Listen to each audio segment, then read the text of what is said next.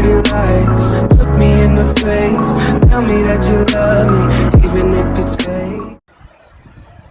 Hello everyone, welcome back to my channel commerce with Anjali Talwar. So हमने last class में अपना forfeiture of shares वाला topic start किया था, शेयर्स वाले चैप्टर का ही, जिसमें हमने एट पार वाले शेयर्स की फॉरफिट और री इशू की एंट्रीज सीखी थी, राइट। और अब हम जो इस क्लास में हैं वो हम जब शेयर प्रीमियम पे इशू होते हैं उस टाइम पे कैसे फॉरफिट करने हैं हमें शेयर्स, वो सीखने हैं। तो इस क्लास को स्टार्ट करते हैं। सो क्या है forfeiture of shares which were issued at premium. बेटा जब भी शेयर्स प्रीमियम पे इशू होंगे तो इसके ना दो केसेस आते हैं। क्या देखो, इसमें दो केसेस क्या आएंगे, एक सेकेंड रुकिए, इसमें दो केसेस आएंगे। देखो एक तो वो चीज़ कि प्रीमियम रिसीव हो गया है, राइट, कि जो प्रीमियम है वो रिसीव हो चुका है, और एक केस आएगा जिसमें अभी प्रीमियम भी रिसीव नहीं हुआ।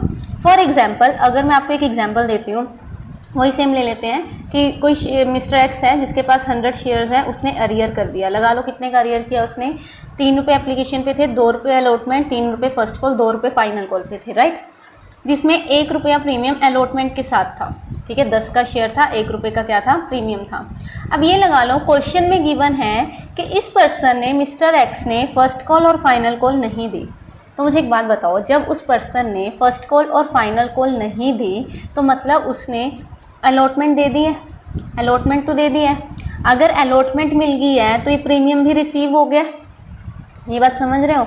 तो जब प्रीमियम रिसीव हो गया है, प्रीमियम रिसीव वाला केस है, तो जैसे हम बिल्कुल नॉर्मल एंट्री करते थे, जो मैंने आपको लास्ट क्लास में सिखाई है, बिल्कुल नॉर्मल एंट्री एट पार वाली, वही एंट्री आपको करनी है। सिक्योरिटी प्रीमियम को इग्नोर करना है। क्या करना है, इग्नोर करना है। अगर प्रीमियम रिसीव हो चुका है तो प्रीमियम को इग्नोर करना है, ये बात अच्छे से सुन लीजिए।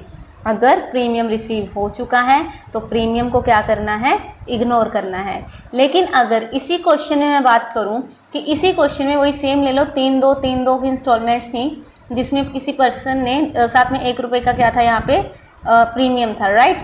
किसी पर्सन ने ना अलॉटमेंट दी, ना फर्स्ट कॉल दी, ना फाइनल कॉल दी। अब मुझे एक बात बताओ, जब उस पर्सन ने अलॉटमेंट ही नहीं दी तो मतलब उसने प्रीमियम भी नहीं दिया, प्रीमियम रिसीव नहीं हुआ। तो पहली बात तो आपको ये चेक करना आना चाहिए कि प्रीमियम रिसीव हो गया या नहीं। तो चेक कीजिए प्रीमियम किसके साथ है। प्रीमियम अगर अलॉटमेंट के साथ और अलॉटमेंट ऑलरेडी रिसीव हो चुकी है तो मतलब प्रीमियम रिसीव हो चुका है। लेकिन अगर प्रीमियम अलॉटमेंट के साथ और प्रीमियम ही रिसीव नहीं हुई तो मतलब प्रीमियम भी रिसीव नहीं हुआ। और जिस टाइम प्रीमियम रिसीव नहीं होता बेटा, उस टाइम पे आपको प्रीमियम को डेबिट करना पड़ेगा। अभी तक हम सिक्योरिटी प्रीमियम क्या कर रहे थे, क्रेडिट कर रहे थे। अब फॉरफीचर की एंट्री में उल्टा करके प्रीमियम को क्या कर देंगे, डेबिट करेंगे। आई थिंक आपको ये समझ आ गया होगा, राइट। तो पढ़ लेते हैं इसको, थ्योरी बेस में क्या कहता है।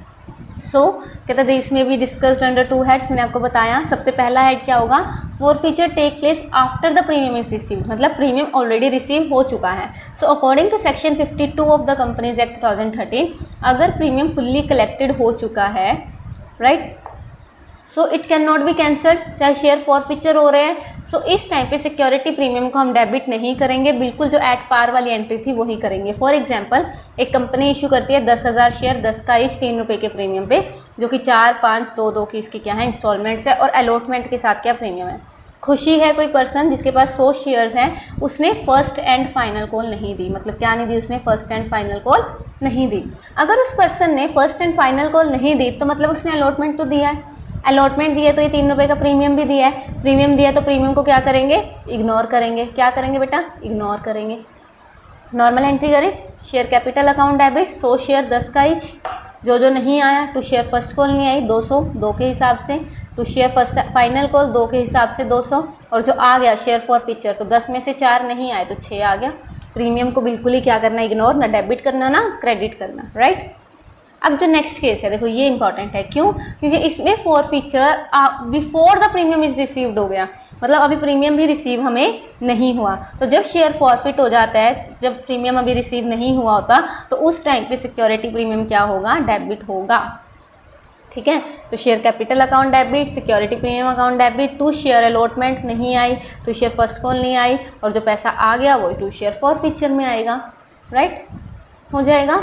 फॉर एग्जाम्पल देख लीजिए इसका, अगर इसी में कर लेते हैं कि खुशी ने सिर्फ एप्लीकेशन दी है, अगर खुशी ने सिर्फ एप्लीकेशन दी है तो इसका मतलब ये है कि उसने ये उसने ये तीनों चीज़ें ही नहीं दी 522, तीनों चीज़ें ही नहीं दी 522, मतलब उसने अलॉटमेंट भी नहीं दी और अलॉटमेंट नहीं दी तो प्रीमियम भी नहीं दिया 3 का।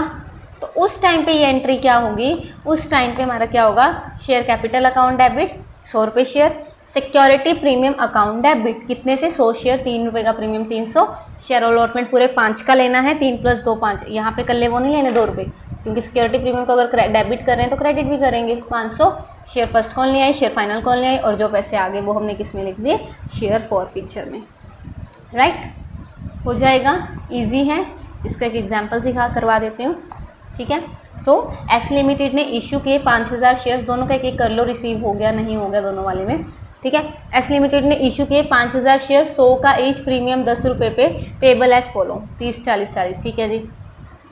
All shares were applied for and installments received on due dates with the exception of the, अब क्या क्या नहीं आया, allotment and first call on 100 shares, ये शेयर फॉरफिट कर लिए और री इशू कर दिए, फुल्ली पेड अप 105 का मानते हैं तो प्रीमियम पे री इशू है वो तो अलग बात है, लेकिन अब यहाँ पे allotment first and final call दोनों नहीं आई, तो ना अलॉटमेंट आई ना फर्स्ट एंड फाइनल कॉल नहीं आई, तो मतलब प्रीमियम भी नहीं आया, प्रीमियम नहीं आया तो प्रीमियम क्या होगा, डेबिट होगा। ये बात समझ आई, तो एंट्रीज करें।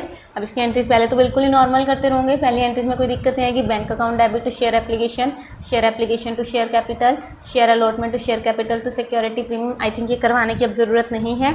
अगर आपको ये एंट्रीज भी नहीं आती तो पहले सबसे पहले जो पार्ट 1 2 3 है ना वो सीखो बेटा, वो ज़्यादा ज़रूरी है, उसके बिना तो ये समझ भी नहीं आएगा।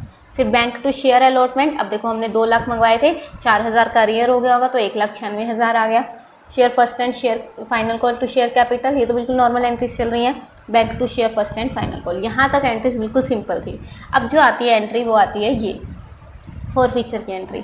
तो फॉरफीचर की एंट्री क्या आएगी, share capital account debit 100 share 10 का each, security premium account debit, ठीक है 100 शेयर हमारा 10 रुपये का प्रीमियम 1000, 2 शेयर अलॉटमेंट कितने का था 40 का, 2 share first and final call इकट्ठी है 40 की, और 2 शेयर फॉरफीचर 30 का। ये समझ आया।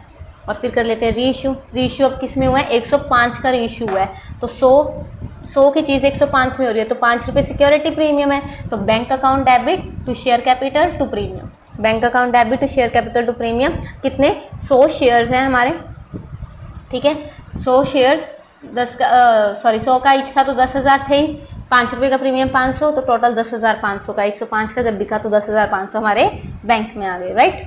और मैंने आपको बताया था जब भी फॉरफीचर और री इशू होगा, जब भी फॉरफीचर और री इशू होगा तो जो ये फॉरफीचर का बैलेंस बचेगा वो किस में ट्रांसफर होगा बेटा, कैपिटल रिजर्व में।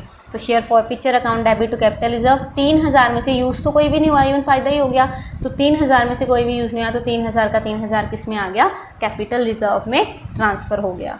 ईजी है, बहुत ईजी है, ये हो जाएगा, राइट, कर लोगे ये।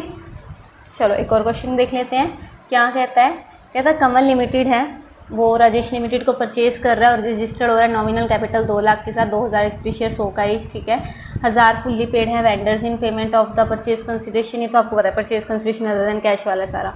रिमेनिंग 1000 शेयर्स हमने ऑफर किए पब्लिक सब्सक्रिप्शन को एट 5 रुपीज़ पर शेयर, प्रीमियम है। एप्लीकेशन पे 30 रुपये, 25 रुपये हमारे आने थे अलॉटमेंट पे, फर्स्ट कॉल पे 20 रुपये और फाइनल कॉल पे 30 रुपये।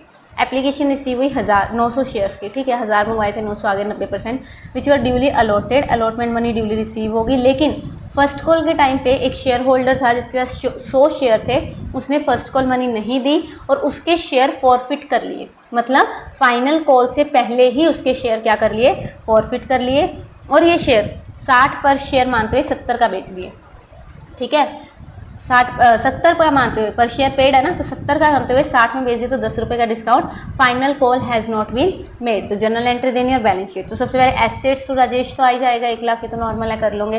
राजेश को फिर इक्विटी शेयर होल्डर से अपने पैसे दिए 1 लाख, ठीक है ये भी हो जाएगा।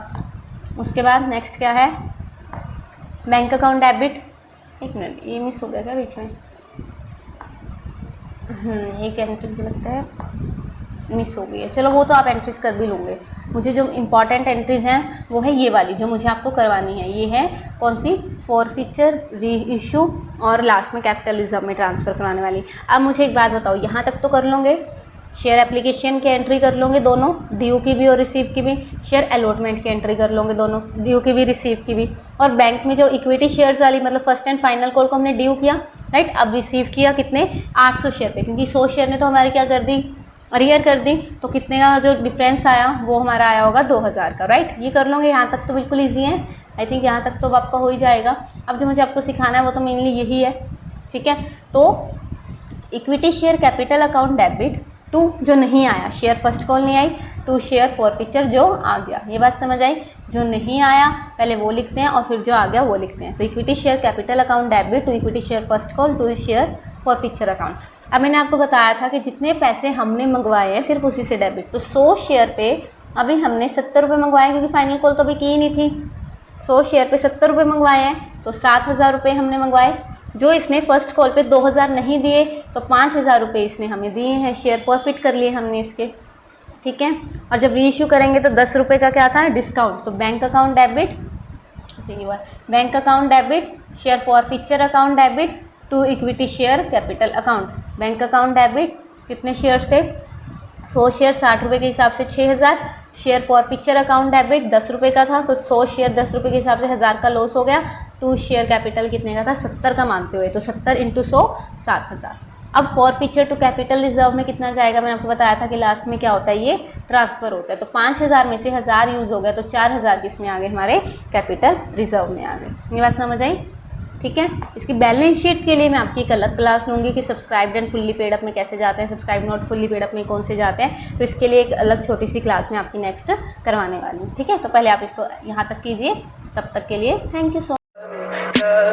Tell me pretty lies, look me in the face, tell me that you love me, even if it's fake.